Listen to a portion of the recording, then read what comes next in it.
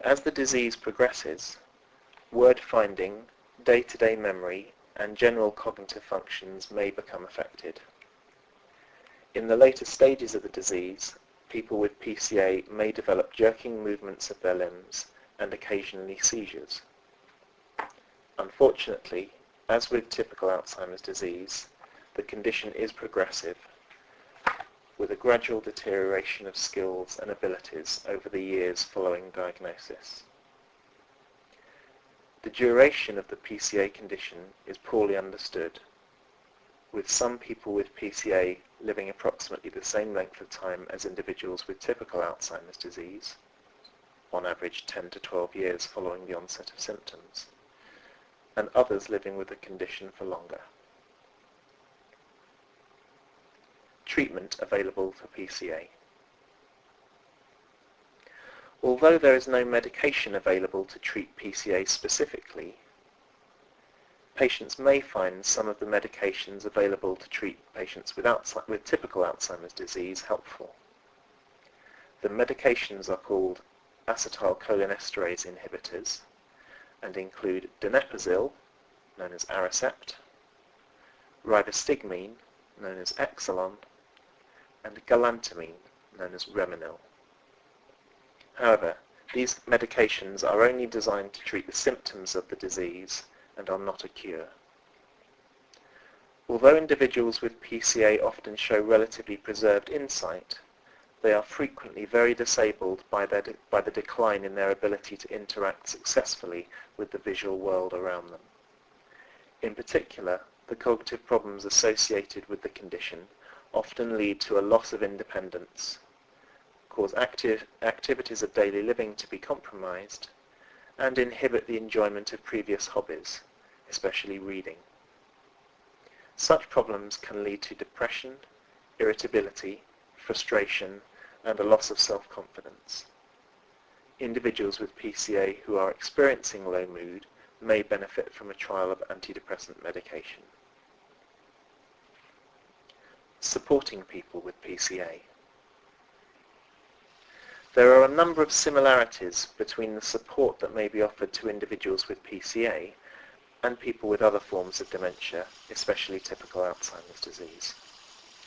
These include the distribution of information about available financial benefits, such as disability living allowance and attendance allowance, and financial provisions, such as lasting power of attorney.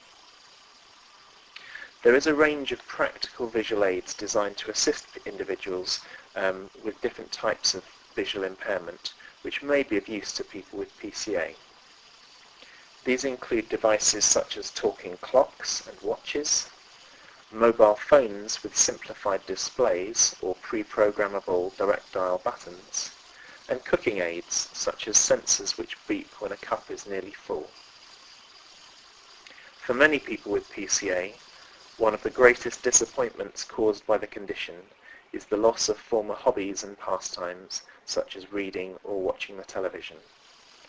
There is now an increasingly wide range of talking books and audio recordings available, either on CD or downloadable from the internet, with a number of titles ranging from romantic novels to biographies and technical manuals.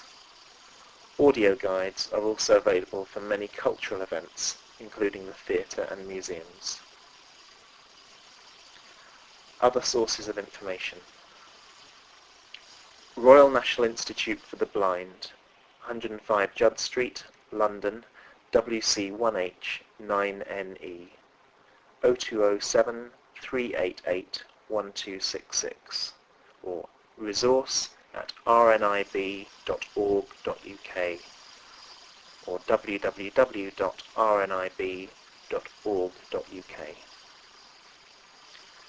Torch Trust for the Blind, Torch House, Torch Way, Northampton Road, Market Harborough, Leicestershire, LE16 9HL, 01858 438 260, info@torchtrust.org, or www.torchtrust.org. Local council resources can be found at www.direct.gov.uk. Screen reading, voice recognition and information technology is available from AbilityNet. Free phone 0800 269 545. Inquiries at abilitynet.org.uk or www.abilitynet.org.uk. www.audiodescription.org.uk provides general information on audio description.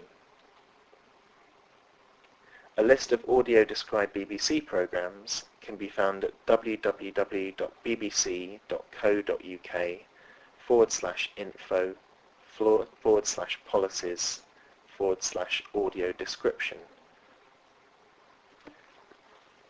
Audio-described London arts events can be found at http://officiallondontheatre.co.uk/access.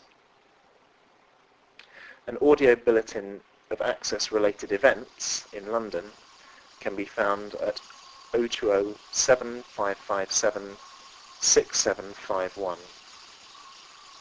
And finally, information about In Touch, the BBC radio programme about visual impairment, can be found on their website at www.bbc.co.uk/radio4/factual/in touch.